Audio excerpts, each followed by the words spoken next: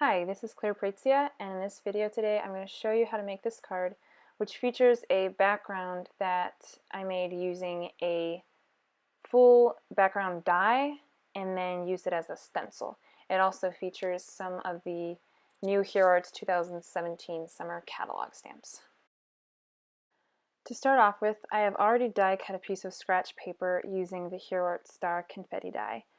On the back of this die cut paper, I'm going to add a little bit of adhesive to each of the four corners and then kind of rub it with my finger so the adhesive isn't as sticky, because this is just a temporary mask to keep it in place. We don't want it really sticking to the cardstock.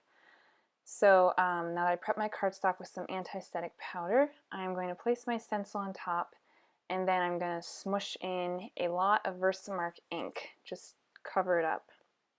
I'll kind of peel the stencil away to peek below and see how how my ink coverage is, how I'm getting everything covered. And if I think I'm missing some spots, I'll just kind of put it back down and go over it again. The adhesive on the top two corners is kind of keeping the stencil in place.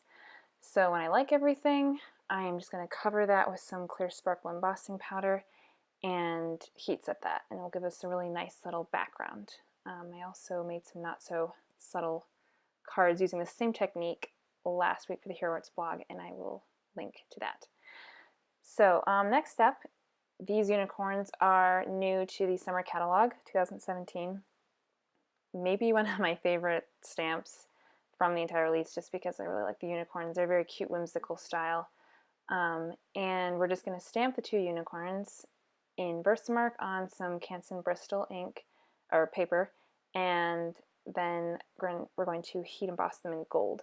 I'm using Canson Bristol because I'm going to be coloring these with my zigs and adding a little bit of water to them. And Canson Bristol, it works well when you're using just a little bit of water. So using this versus actual watercolor paper, at least the Canson version, which is the version I use when I'm using watercolor paper, it's more textured and it's a slightly creamier tone, and I wanted my paper to be a little whiter for this project.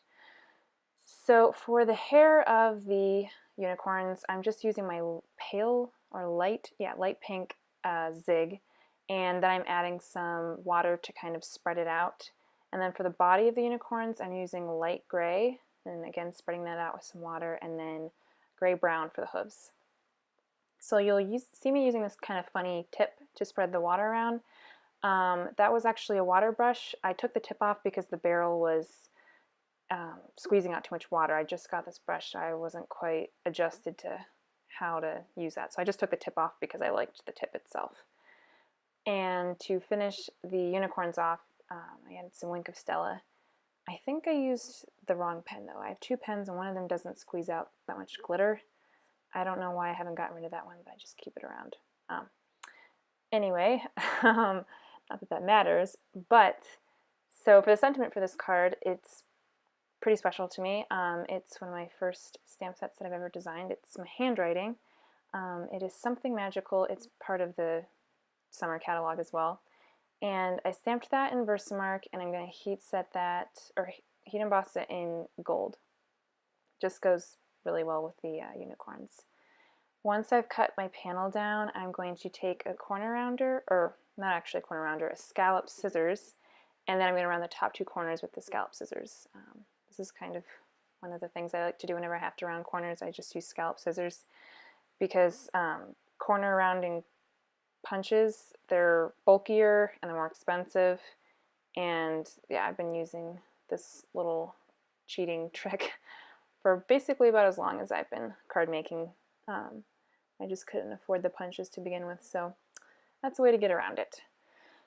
To adhere the panel, I used some dimensional foam adhesive.